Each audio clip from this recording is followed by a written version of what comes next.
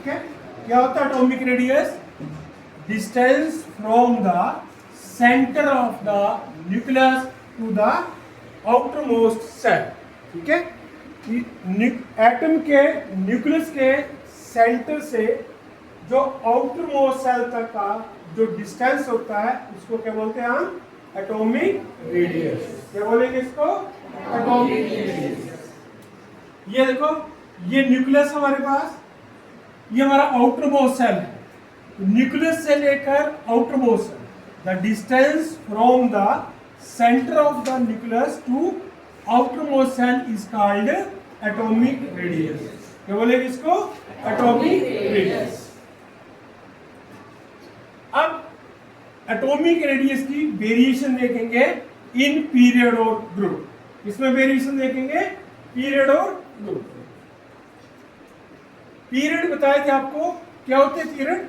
जो हॉरिजॉन्टल रोज होती है पीरियोडिक टेबल में, जो हॉरिजॉन्टल रो है उनको क्या बोलते हैं हम? पीरियड, ठीक है। और दूसरा बोल सकते हैं हम लेफ्ट टू राइट, ठीक है। जैसे हम सेकंड पीरियड की बात करें तो लिथियम से स्टार्ट होता है। सेकंड पीरियड कहां से स्टार्ट होगा? लिथियम से। तो ये हमारे पास न्यूक्लियस है, ठीक है। अब इसमें है, ये आ गया हमारे पास फर्स्ट सेल, और ये आ गया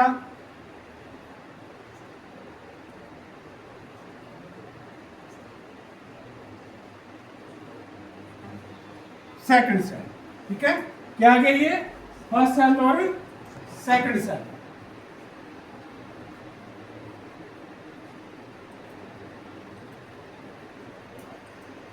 अब देखो, लिथियम के सेकंड सेल में कितने इलेक्ट्रॉन हैं?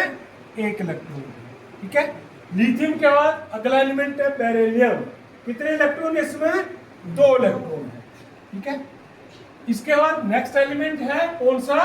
बोरॉन। कितने एलिमेंट है? कितने इलेक्ट्रॉन है बोरॉन में?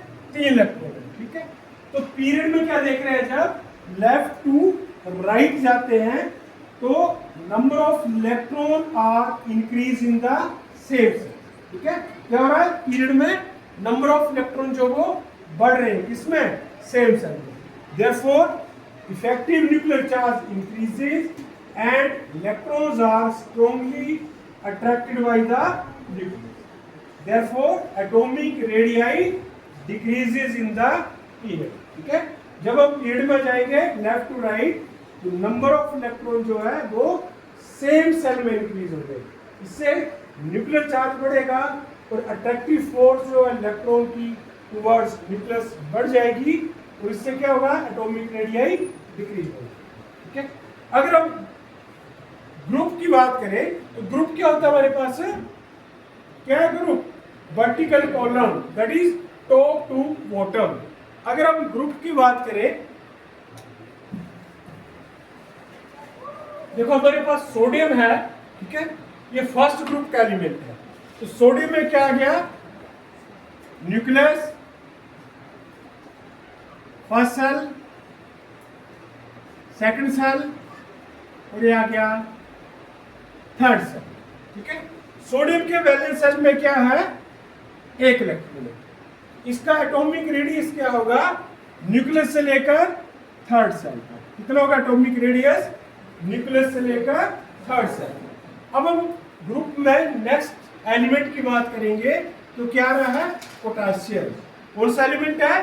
पोटासियम। तो पोटासियम में भी क्या आएगा? न्यूक्लियस होगा ये, ठीक है। इसमें भी first shell, second cell,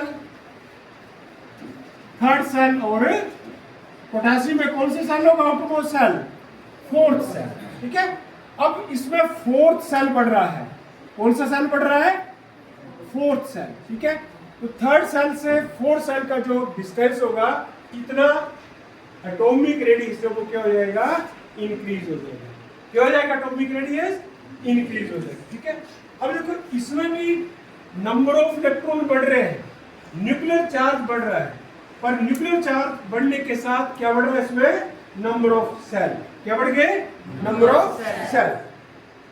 sodium में थर्ड सेल था आउटरमोस्ट सेल, और पोटेशियम में कौन सा आ गया? फोर्थ सेल, ठीक है। तो fourth shell, on moving down the group, atomic number, nuclear charge increases, but number of cell also increases when we move from one element to another. Therefore, atomic radii increases.